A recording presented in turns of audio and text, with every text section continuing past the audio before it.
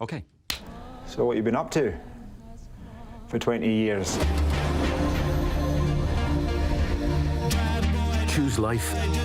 Choose Facebook, Twitter, Instagram, and hope that someone, somewhere cares. I missed you, mate.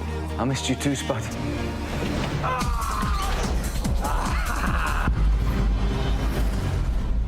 Irving published a book, Porno, which was like a 10 years later book. And we tried to adapt that. Well, John Hodge, the screenwriter of the original adaptation of the first film and this one eventually, he tried and he did a fairly faithful adaptation.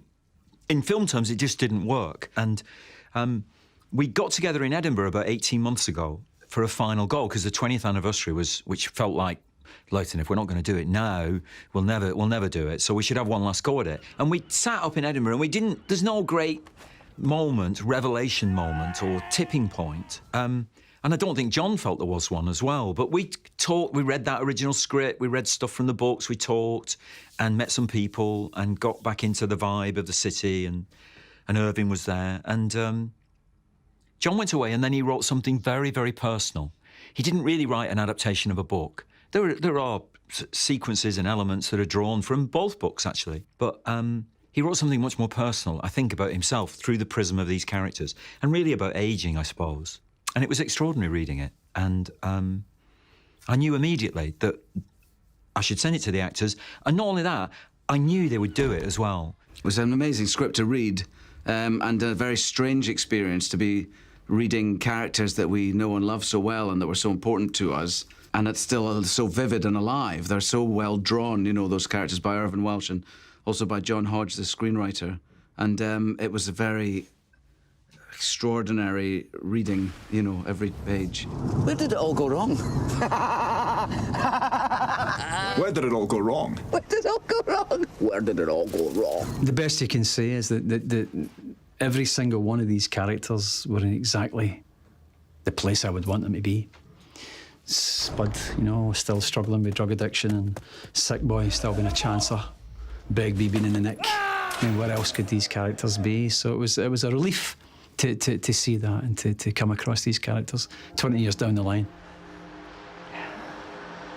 It felt more like the film was about masculinity over time, really. That's what it felt. And as they moved into a manhood.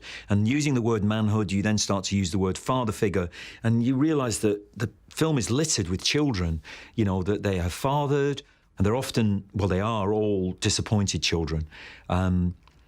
And there are women there as well whose agency is very quiet in the film, but they are disappointed. And there's been proper and real and important work to do while these men have been off, standing still, or literally spending the time trying to loop back to the bravado with which they enjoyed their boyhood. We're all old enough to know now, you don't get through 20 years without picking up some wounds along the way.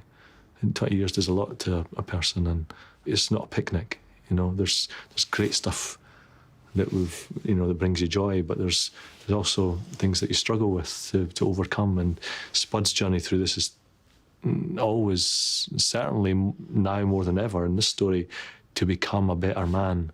He desperately wants to become the man that his wife and child need him to be, and it's just out of his reach. Tragically, you know, he aspires so much towards it, but he's struggling against greater forces. It's not getting it out of your body that's the problem, it's getting it out of your mind. You are an addict. I think I haven't heard that 100,000 times, Mark. You got 12 more steps for my comedy. So, be addicted. Be addicted to something else. Like running until I feel sick? Yes.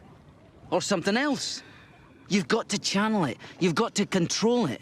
What Danny wasn't trying to do brilliantly was recreate the first movie or like find those people then. That's like trying to be your 22-year-old self again. It's not possible. So I found by being on set with these actors who I know and love and being directed by Danny, who I know and love, and saying John Hodge's words, it all came back pretty soon. My first scene was our fight scene. The first scene I played in the movie was our reunion scene when I walk back into the pub and we clap eyes on each other for the first time in 20 years. And that was a great way to start. I mean, for me, it was a great way to start. It couldn't have been any better. With Danny, you can sense his experience and knowledge. I mean, it just emanates from the man. But he's exactly the same in the way that he is obsessed with the truth. He goes further than anybody else I've ever met in the business in terms of investigating his locations, investigating the world that he's trying to show, involving you, involving all members of the crew in that experience, and everybody feels like they're contributing to the filmmaking process. The man rarely sits down and has the energy that you see in the film is really who he is. He has this extraordinary stamina and energy. They spend the first film, as you do when you're in your teens or your 20s, time's irrelevant. You just don't give a hoot about it. You do not care about it. And then you get a bit older and you realise it's time doesn't care about you, is actually the way the equation works. So it was wonderful to be able to flex time throughout it and go in and out it, stop it, start it. You had this extraordinary ability, because we had the resource of the first film, where you could pick, very occasionally, there's only about a minute of footage from the first film used in it, but you have that incredible thing where you're able to put side by side the material from earlier, your memory explicitly on screen there, with its real version now. You can't imagine what it might feel like to see yourself in your early 20s cut in with yourself now, playing the same character, and where in such a clever and meant way, and a way that's showing us these characters looking back on their life in a way that's making us do the same thing. And when it's actually your face, that's quite profound. Thankfully for you two, I've done some due diligence on you. And what I hear is you're a couple of losers. Two absolute losers. How does that sound, Simon? Yeah, that's probably right enough. Aye, probably right enough. Right answer. It's about giving the audience an opportunity and a chance to reflect, to enjoy reminiscing about the past, to have this kind of to walk through a nostalgic time in their life.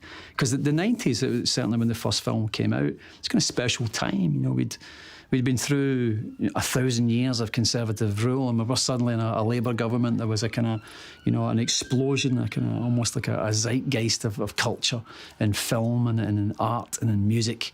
It was a spectacular time, and I think hopefully this gives the people who lived through that the chance to revisit that moment. There's a great weight associated with this project, because Trainspotting was more than a film. It's something that people identified with in a way that they felt invested personally. They felt that it spoke for who they were, what they were.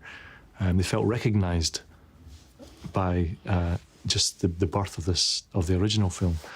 And so it was always like, it felt like you're carrying a precious, delicate thing that you have to hold it very carefully.